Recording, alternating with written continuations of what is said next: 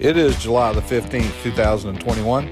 I'm Andy, and this is the Minorcan Mullet Report from the Golden Ray Rec site in the St.simons Sound. And today we got news that apparently there was some vandalism out around Bird Island, in particular the oil boom that is surrounding Bird Island. Apparently the cable that holds part of this system in place was cut. And for the life of us, we're trying to figure out why or how this could happen. The one part of this operation that's really been steadfast is this environmental oil barriers containment boom around this what we call locally Bird Island. And this is a spoil island from dredge material that was created some years ago, and it is a sanctuary for nesting shorebirds, and it is just full of life at this time of year. The pelicans are out there. You'll see oyster skimmers, sandpipers, just a flock of birds out there nesting on this island.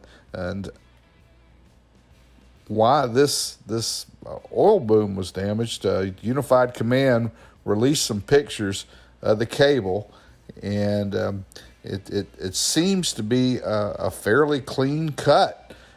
You would think if this was caught into a boat propeller and cut, it would be kinked up and knotted and really, really torn up. But as we see this end of the cable and then the other end that was cut, it's pretty apparent that it was cut with some sort of cable cutter and made a pretty clean cut. So this is an unfortunate development here, and we're making a call out to the local Minorcan Navy. If you guys see anything that looks odd around the oil booms, whether at Bird Island or some of Jekyll Island or some of these other places, let somebody know. Call somebody and let them know that over at the Unified Command's website, there's a link to it here on the page. There's phone numbers there. Let them know what you see. That is certainly not what we want to see. We've got enough problems going on, and this is the one part of it that we're really happy to see with the system is these measures that they've put in place around these really sensitive areas, and to see it damaged like that is disheartening. Well, on to the site today. First thing we noticed was that the spreader bars seemed to be lowered.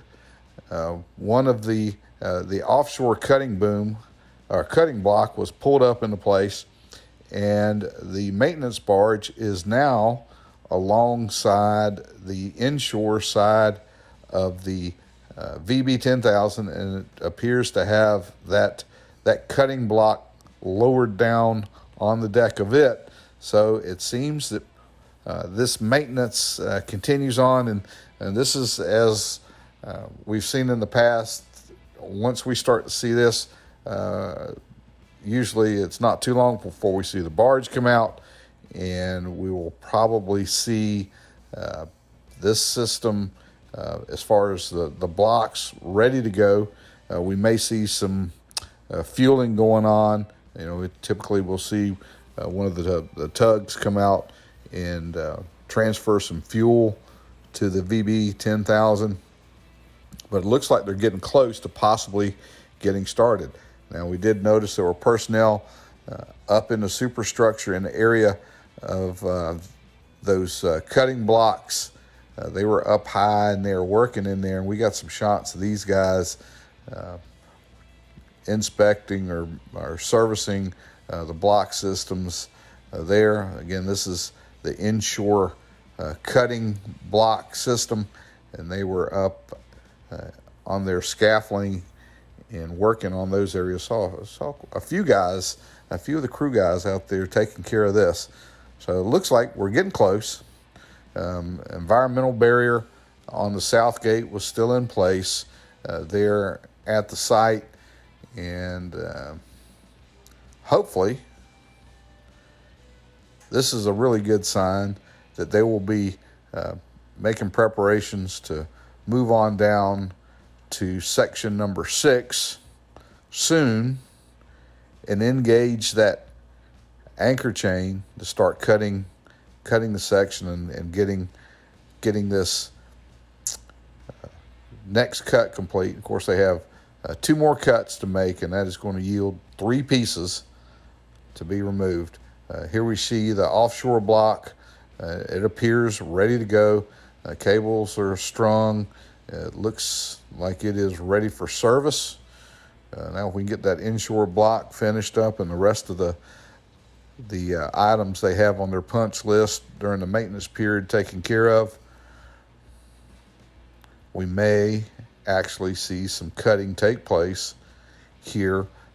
I'm kind of predicting less than a week.